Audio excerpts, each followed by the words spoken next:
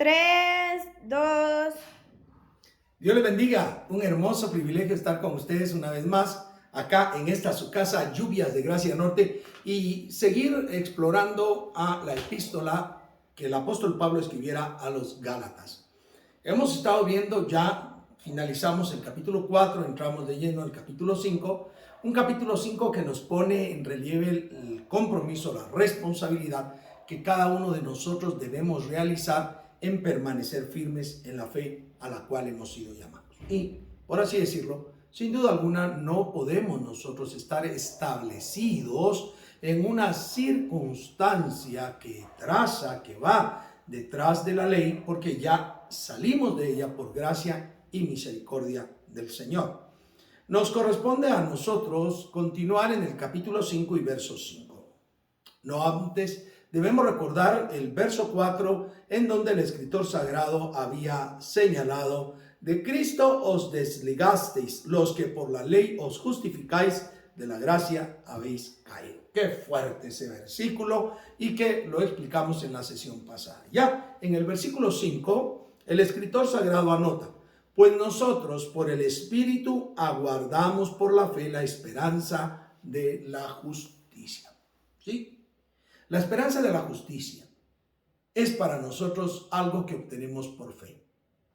Por Cristo hemos sido justificados, es decir, tratados como justos, tratados como que no hubiese pasado nada. Pues Dios pasa por alto nuestros pecados porque Jesucristo se sacrificó por nuestros pecados, como lo hemos señalado y lo dice la Biblia: el justo por los injustos, para llevarnos a Dios. El Cristo se hizo injusticia para justificarnos a nosotros. Y entonces debemos de estar asegurando nuestro corazón, nuestra confianza, nuestra vida en la justicia que proviene de Dios. No en la justicia que nosotros podamos alcanzar, no en justicia que nosotros pudiéramos realizar, obtener, simplemente por algún acto nuestro. Y hemos de señalar siempre, cual si fuese una máxima, que no podemos ser más salvos de lo que Cristo nos ha hecho salvos por esa fe. Entonces dice acá: pues nosotros por el Espíritu guardamos por la fe la esperanza de la justicia. Verso 6, porque en Cristo Jesús ni la circuncisión vale algo, ni la incircuncisión, sino la fe que obra por el amor. Y esto ya resulta una ampliación de toda esa revelación que el escritor sagrado está realizando, porque si algo debemos de estar seguros es que, si bien es cierto, no debemos circuncidarnos o buscar algún elemento de la fe judía para sentirnos justificados, tampoco debemos de sentirnos ufanados, arrogantes por no estarla guardando, porque no importa, no tiene sentido ni el uno ni el otro. No tiene sentido haberse circuncidado o no haberse circuncidado, guardar la ley o no estarla guardando, porque si una persona que no guarda la ley, que no vive bajo los preceptos de la ley, vive en libertad, llamémosle así en este momento, y no hace nada de la ley, pero no está viviendo en fe, de nada le sirve. En ese sentido, para la fe no sirve ni estar bajo la ley, ni estar viviendo sin ninguna situación de la ley, pero tampoco sin fe. No. El escritor sagrado lo que está señalando es que la fe obra por el amor. Porque la obra realmente que dignificará la vida espiritual del creyente es vivir en el amor de Dios para hacer amor para con los necesitados. Por ello es que es menesteroso el capítulo 13 de 1 Corintios, cuando el escritor sagrado está tratando aquellos elementos del culto público, de la manifestación, de las imparticiones del Espíritu Santo y de cómo deben de utilizarse dentro del culto público, y centraliza en ese capítulo 13 la idea que de nada sirve las operaciones, las manifestaciones divinas, las imparticiones del Espíritu Santo si no se tiene amor. Porque la fe nuestra surge por el amor de Dios. De tal manera amó Dios al mundo que ha dado a su Hijo unigénito, para que todo aquel que en él cree no se pierda, mas tenga vida eterna. Porque Dios mostró su amor en que, aún siendo pecadores, Cristo murió por nosotros. La Escritura recalcará una y otra vez el antiguo mandamiento, que os améis unos a otros. El nuevo mandamiento, que no es otra cosa sino el mismo, que andéis en amor. Y es que debemos de amarnos los unos a los otros como Cristo nos ama. Y la manifestación más real de que andamos en esa vida en el Señor Jesucristo es amar. Amar al prójimo como a nosotros mismos, pero sobre todas las cosas amar a Dios. El que ama a Dios y el que ama a su prójimo, como lo dijera el Señor Jesucristo, ha cumplido la ley. Y el que cumple la ley, mis queridos hermanos, hermanas, amigos, amigas, sí, el que cumple esa ley en el amor de Dios, ha saltado, ha superado todos los aspectos de esas acciones legales que había que realizar para justificación, porque ahora ya no nos justificamos, sino por la fe, y esa fe que obra por amor. No puedo yo decir que tengo fe y estar siendo una persona egoísta, egocéntrica, irracional, déspota, persona egocéntrica. Bueno, ¿cuántos errores puede y manifiesta el ser humano? Pero cuando tenemos fe, la idea es que manifestaremos una tendencia, una inclinación hacia la manifestación del amor de Dios que llenará, que cubrirá todo. Porque el amor de Dios sobrepasa todo entendimiento. El ser humano no comprende el amor de Dios, no llega a asimilar el amor de Dios. El ser humano no comprende la magnitud, pero ese amor, para los que hemos creído en Cristo Jesús, ha sido derramado en nuestros corazones para que nosotros tengamos una manifestación de vida en amor. Si estamos poniendo atención, entonces, esa justificación la estamos viviendo por fe, por una fe que obra en amor, no por obras. Vuelvo a repetir, no por obras para que nadie se gloríe. Dice aquí la Escritura, vosotros corríais bien, es decir, estabas caminando adecuadamente, ibas caminando bien, estabas haciendo las cosas correctamente.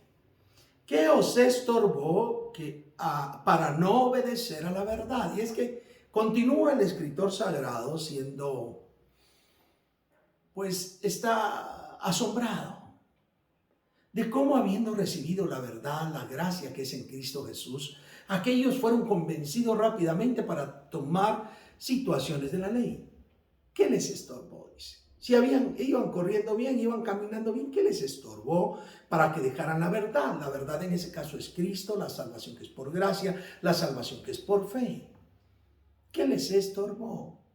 Porque dicho sea de paso, mis queridos hermanos, si algo debemos decir, que hay una cantidad enorme de personas, como les estaba pasando a los Gálatas, que encuentran tropiezo.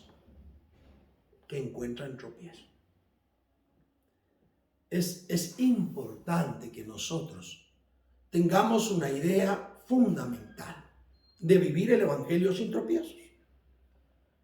Sin ser nosotros tropiezo, pero también sin que los demás sean tropiezo.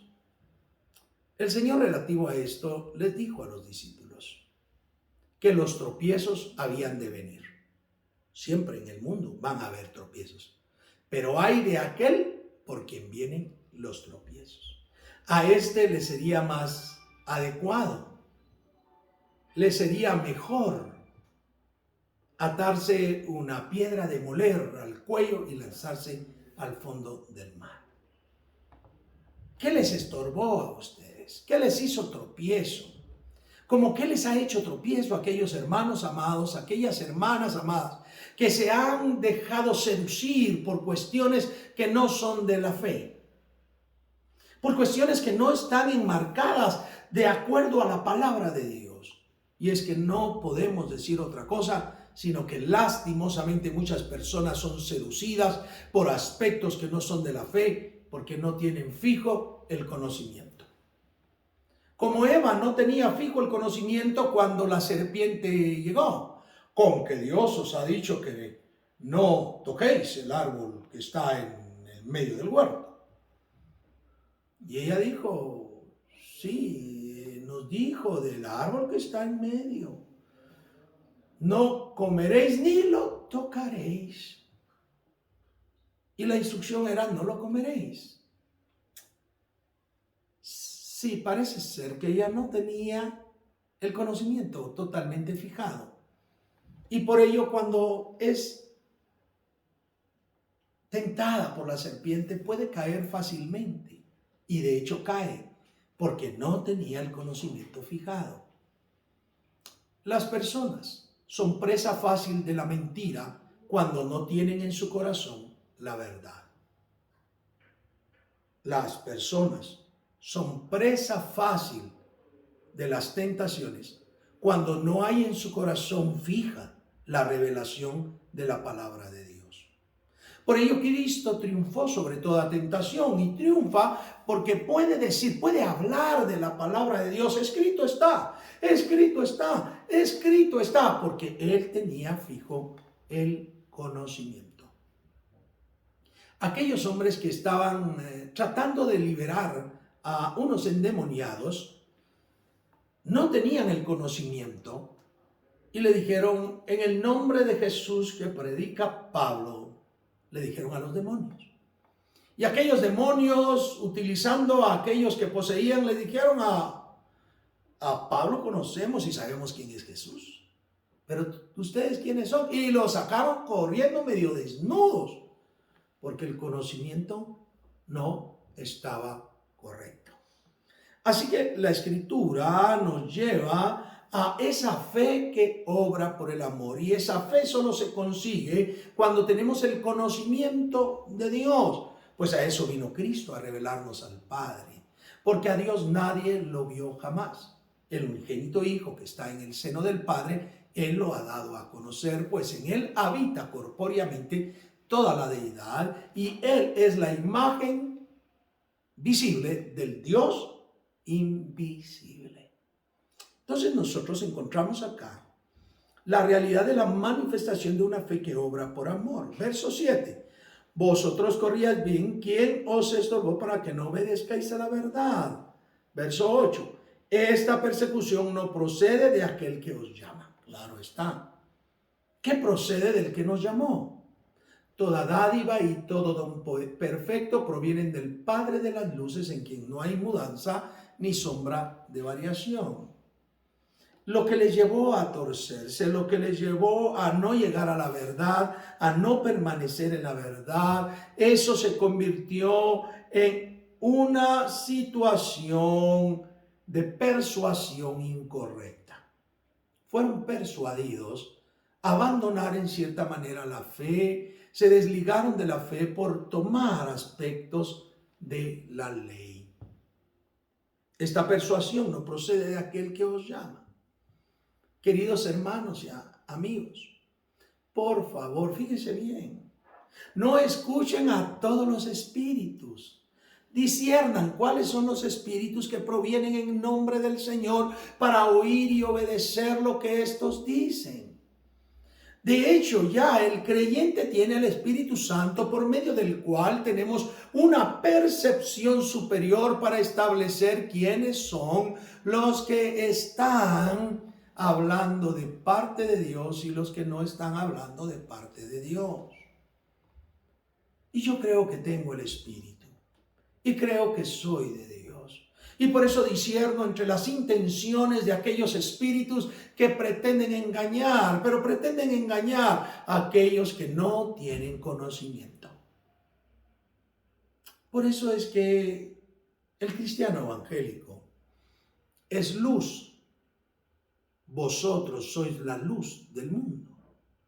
Deberíamos de alumbrar por medio de nuestras buenas obras, no procurar que por esas buenas obras seamos salvos, sino deberíamos alumbrar a las personas por medio de las buenas obras para que observen que hemos sido transformados por el Señor Jesucristo y a causa del nuevo nacimiento que se provocó en nosotros al creer con fe en Jesús.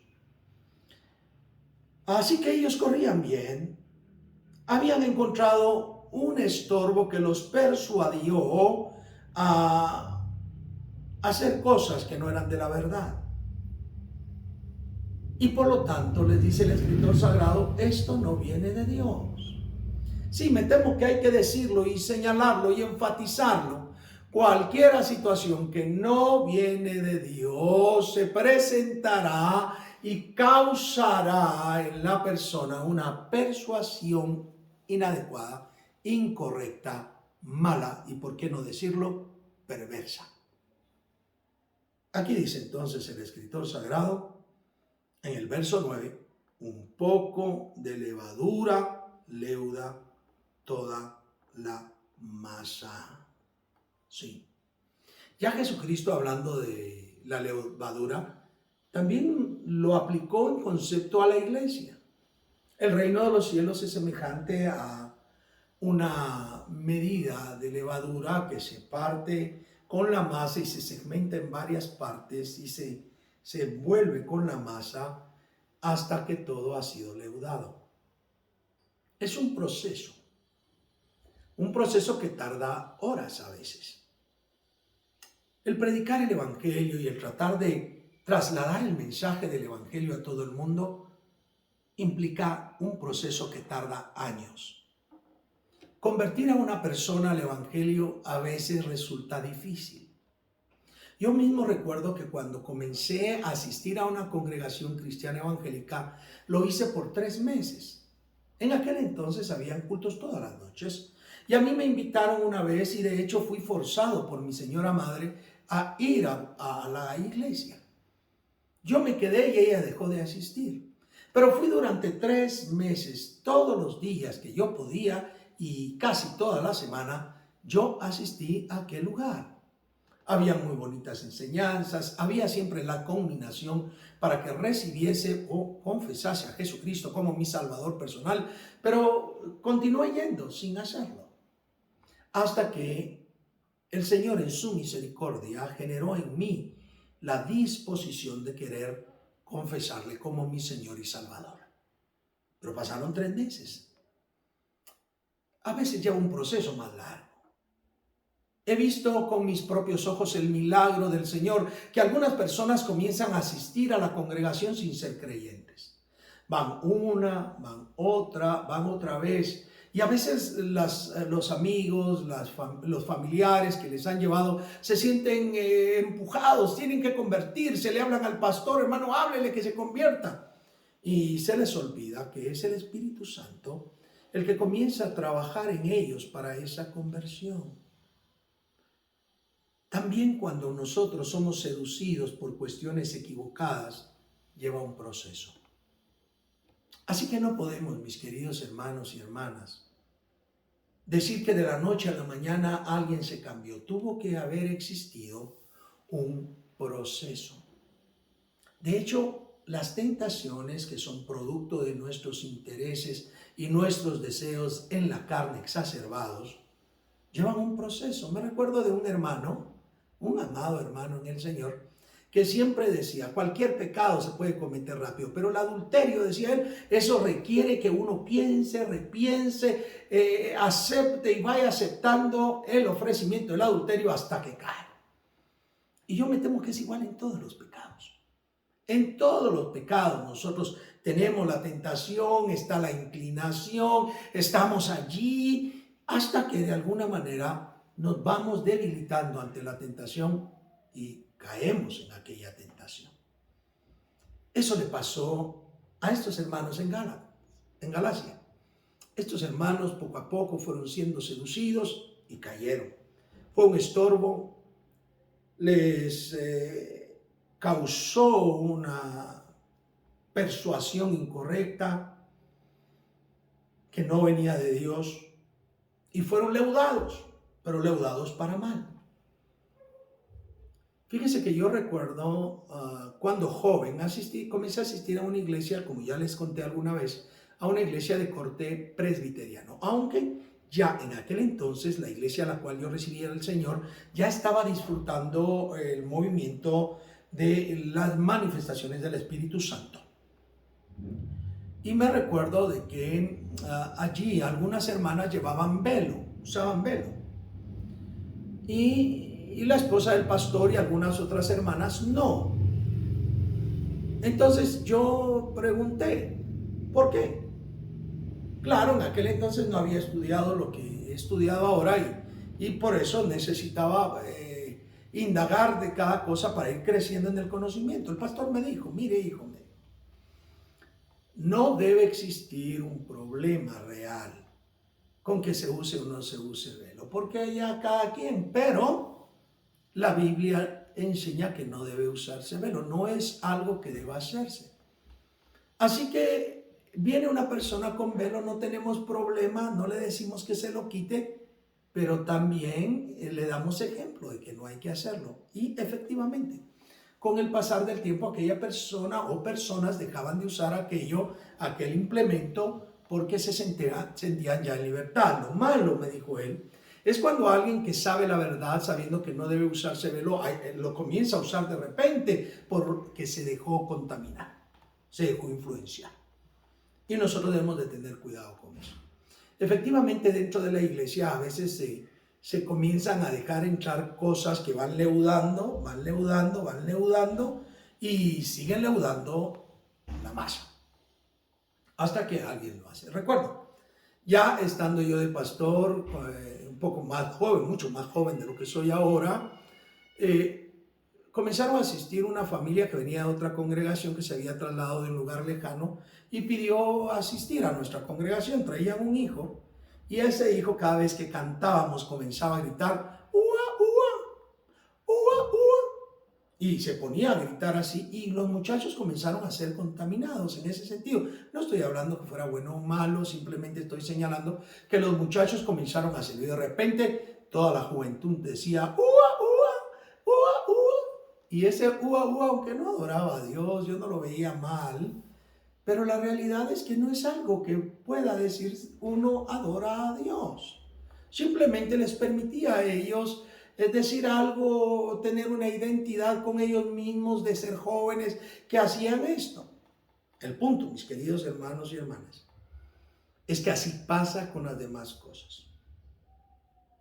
Por eso es que Pablo les dijo en Corinto a los de la iglesia, miren, si tú eres visto por un hermano débil de comer comida dedicada a los ídolos, este hermano se va a contaminar y su crecimiento se va a estorbar.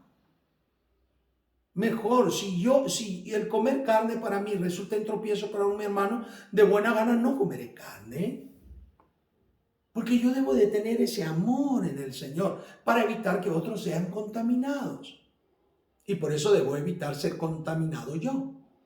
La iglesia está sufriendo contaminación desde muchos aspectos. Y lastimosamente, toda la masa se está leudando. Toda la masa se comienza a ir. Y a veces las personas que se dan cuenta son vistas mal. Porque se les dice, no, usted lo que pasa es que es cuadrado. Usted porque no entiende la libertad en Cristo. Y a veces, debo decirlo con pena, la libertad en Cristo es mal comprendida porque pensamos que esa libertad es hacer lo que nos viene en gana, cuando la libertad en Cristo es adorar a Dios, vivir de acuerdo a su voluntad y no estar sujetos de nuevo a la esclavitud de la ley. En ese sentido, mis queridos hermanos y hermanas, tenemos un desafío dentro de la iglesia. Porque las corrientes van y vienen, como las corrientes de la moda. Ya cada año, ahora con lo de la pandemia se frenó mucho, pero cada año el color de moda para Navidad era tal color y ahí andaba todo el mundo usando el mismo tipo de suéter, el mismo tipo de pantalón, el mismo tipo de colores, porque era la moda.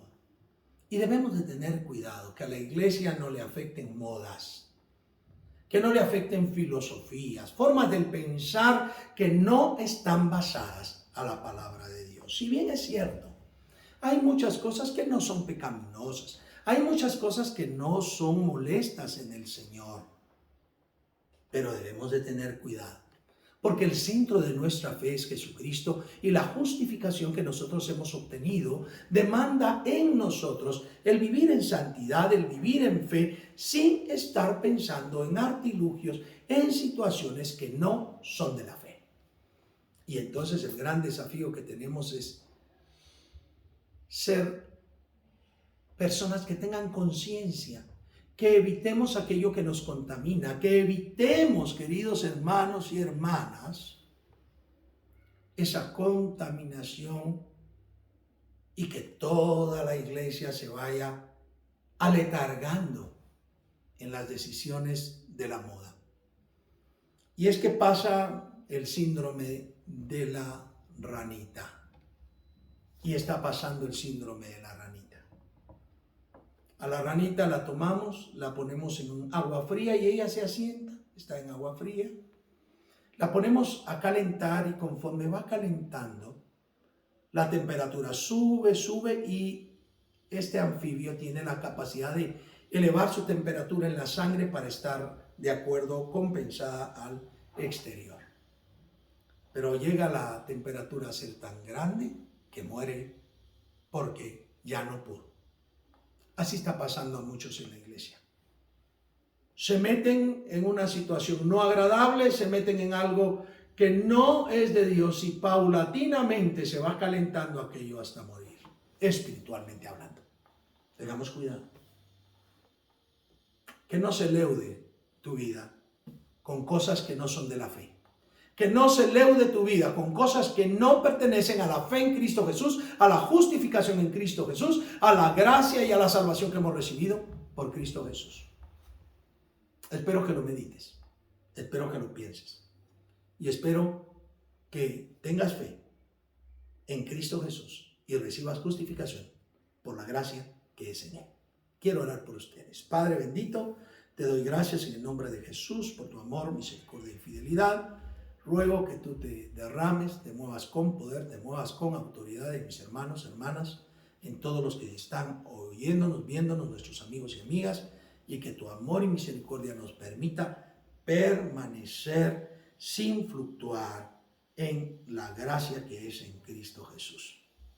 Que vivamos en fe, para gloria tuya. Te adoramos en el nombre de Jesús. Amén y amén. Bien, ha sido un hermoso privilegio, un abrazo fraternal. La paz del Señor sea con ustedes. Dios les bendiga, Dios les guarde. Hasta la próxima.